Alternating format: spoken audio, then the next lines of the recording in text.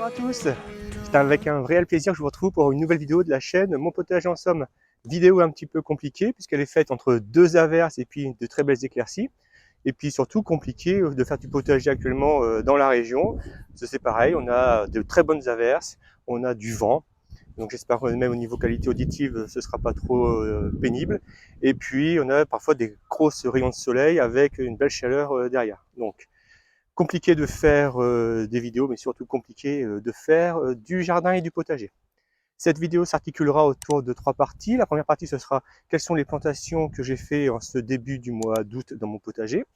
Ça suivra ensuite les différents semis que je compte réaliser ou que j'ai réalisé également dans le potager ou sur des plaques de culture. Et puis enfin, on terminera par quelques entretiens que je fais sur mes légumes dans mon potager.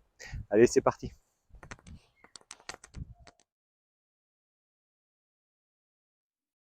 On commence cette première partie de plantation par la plantation de mes poireaux. Alors les poireaux, c'est vrai que c'est début des plantations dans le potager, en règle générale, on va dire sur la deuxième quinzaine du mois de juillet. Donc il n'est pas encore tout à fait trop tard, on n'est que début août, donc on peut encore tout à fait planter des poireaux. Donc moi, les poireaux ne sont pas semés, je les ai achetés en botte. Et donc avant de les planter, il y a une opération qui va être indispensable à mon sens, c'est l'habillage.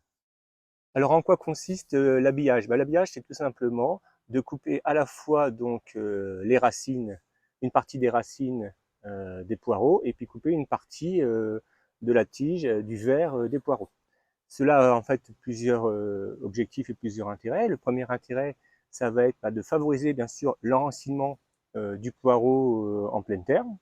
Le second objectif, ça va être également de permettre de développer et de favoriser un meilleur développement du poireau une fois celui-ci planté. Une fois l'habillage réalisé, je procède à une autre étape qui pour moi est également importante. C'est en fait, je fais tremper mes poireaux dans de l'eau un petit peu javelisée. En gros, on va dire un demi-verre d'eau pour 2 litres d'eau. Et je fais tremper donc les poireaux à peu près un quart d'heure, une demi-heure. L'objectif, c'est de pouvoir, on va dire, supprimer éventuellement tous ces petits micro-organismes, organismes qui pourraient nuire éventuellement au bon développement du poireau. Je pense particulièrement au ver blanc. Donc je fais tremper ces poireaux à peu près un quart d'heure, une demi-heure en vue avant plantation. Une fois cette dernière opération faite, alors plusieurs techniques pour planter le poireau. La première technique, c'est de tracer un sillon, positionner ces poireaux à plat, et puis avec le recouvrement de la terre, ça va les redresser. Moi, pour ma part, j'utilise la technique du plantoir, tout simplement. Donc, je fais un trou à peu près de 5-6 cm. J'insère donc le poireau en pleine terre, et puis après, je remets un deuxième coup de plantoir pour tout simplement bien fixer, bien adhérer à ma terre le poireau. Les distances de plantation, c'est à peu près, on va dire, 6 à 10 cm entre chaque poireau et à peu près une vingtaine de centimètres entre chacune des lignes.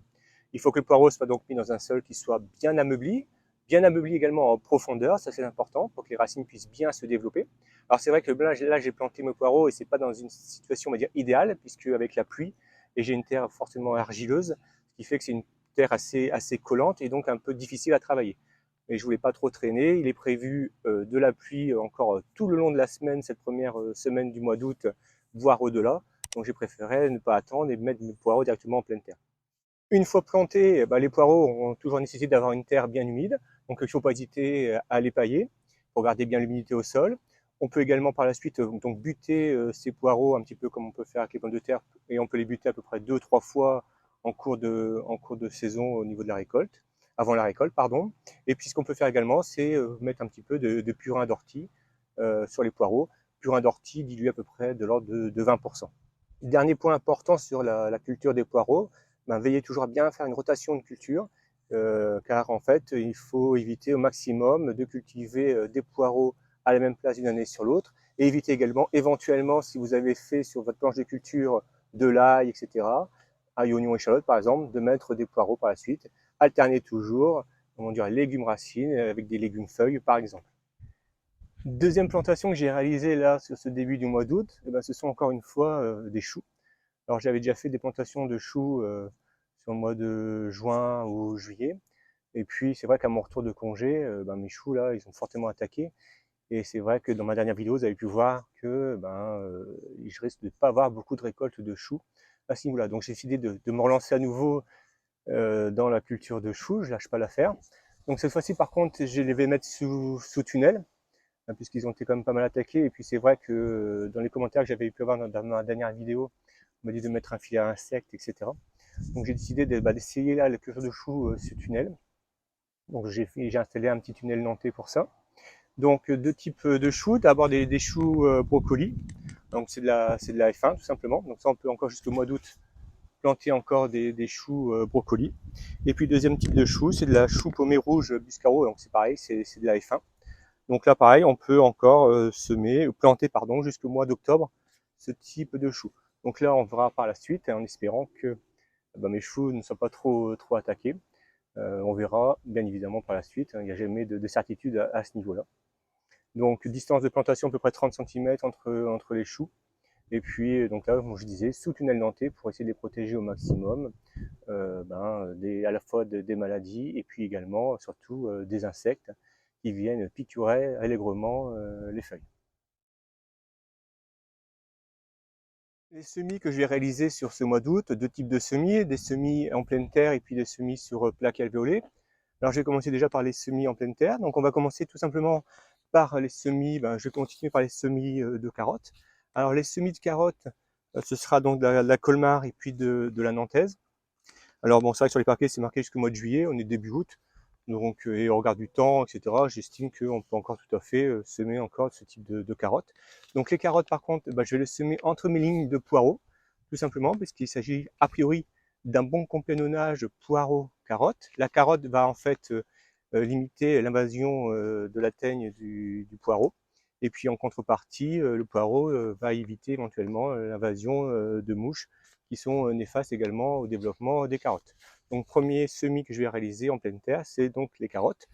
Bien évidemment, ce sera suivi par des semis de radis, ça c'est on va dire le classique. Alors pour l'instant, j'ai pas trop réussi mes semis de radis, donc j'espère que cette deuxième partie de saison potagère, ce sera une meilleure réussite. Le second semis que je vais réaliser dans mon potager en pleine terre, ce seront donc des semis d'épinards. J'ai donc des épinards butterfly et puis des épinards géants d'hiver.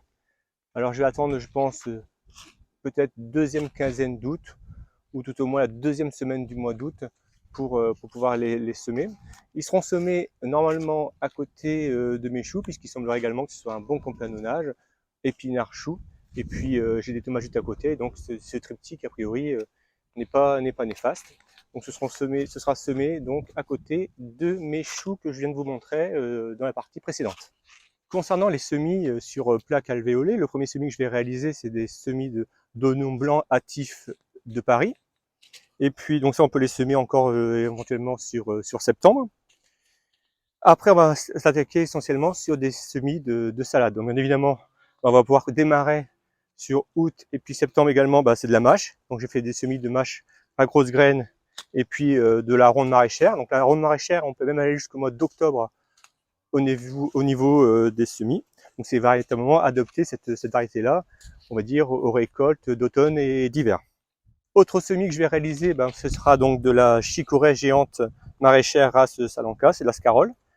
Donc ça, on peut les semer sur août et puis sur septembre également. Je vais également semer du pain de sucre. Hein, donc là encore, sur le mois d'août, on peut encore semer tout à fait du pain de sucre. Donc ça, c'est également ce que je vais réaliser. Et puis de la batavia, de la rouge grenobloise, qu'on peut semer également sur août, voire sur septembre. Donc ça sera tous les types de salades que je vais semer sur plaque ou que j'ai déjà commencé à semer sur plaque en vue d'une plantation d'ici fin du mois. Enfin, je termine sur les semis sur plaque alvéolée. Je continue toujours et je persiste sur les choux. Donc ce sera donc des choux-fleurs. Alors c'est pareil, là j'ai des choux-fleurs dans mon potager qui je pense ne me vont rien donner et j'ai des grosses difficultés chaque année à faire des choux-fleurs dans mon potager. Mais bon, je persiste et je signe, donc je continue à faire des semis de choux-fleurs. Et puis tout doucement, j'essaye un petit peu de voir un petit peu de mes erreurs. Donc c'est pas forcément évident. Mais donc je persiste et je signe, et donc je fais encore des semis de chou-fleur. Donc ces semis de chou-fleur, ce sera de la géante de Naples. Donc on peut semer encore même jusqu'au mois d'octobre. Donc éventuellement, si je vois que ça marche pas, je continuerai à faire ces semis. Donc géante de Naples en chou-fleur. Dernière partie de cette vidéo, c'est sur l'entretien que je réalise ce mois d'août. Alors quand je vous disais que je faisais cette vidéo entre deux averses, je pense que le temps commence à se couvrir et il va plus trop tarder à pleuvoir, donc je vais un petit peu me dépêcher de finir cette vidéo. Donc concernant l'entretien, pour moi le premier entretien sur le potager sur le mois d'août, puisque c'est la pleine saison de la récolte, c'est déjà commencer par l'observation, bien observer ses plants, bien observer ses légumes. On est dans une période actuellement où il pleut, il fait chaud, donc ça favorise bien sûr des maladies cryptogamiques, mildiou sur les plantes de tomates, donc bien commencer à bien vérifier, à bien contrôler l'ensemble des plants que vous avez dans votre potager, que j'ai dans mon potager. L'entretien, c'est également, bien évidemment, on va, par exemple sur les tomates, couper les gourmands, vérifier un petit peu le tutorage, tutorer si c'est nécessaire, les tomates. Moi, j'ai tutoré également, c'est mes pieds de poivrons, parce qu'ils commencent à s'alourdir avec pas mal de poivrons. Donc mes pieds commencent tout doucement à s'affaisser. Un entretien que je fais également sur ce mois d'août au niveau des courges. Je commence avec le développement des courges qui arrivent dans le potager. Je commence à mettre mes courges sur des tuiles, éviter qu'elles soient donc en pleine terre, sur la pleine terre, éviter pourquoi pas un pourrassement, une attaque quelconque de mes courges. Donc j'ai une tendance sur le mois d'août à commencer à mettre mes courges sur des tuiles tout simplement pour les protéger et puis également magasiner de la chaleur qui est toujours bénéfique. Et bien voilà, je finis cette vidéo, comme je disais, sous quelques gouttes de pluie. J'ai démarré avec un très grand soleil et je la finis sous un ciel gris et pluvieux. C'est un petit peu la complexité que l'on a sur cette fin de juillet, sur ce début du mois d'août dans le potager. Et c'est un petit peu compliqué de faire actuellement du potager, de suivre son potager d'une manière optimale. Écoutez, j'espère en tout cas que cette vidéo vous aura plu. N'hésitez pas à la liker, à me faire part de vos commentaires. Je prends toujours plaisir à les lire et à répondre. Et puis enfin, abonnez-vous à ma chaîne, mon potager en somme. C'est pour moi toujours une source de plaisir et puis de motivation. Enfin, moi je vous dis à plus dans de prochaines vidéos. Allez, ciao, bye!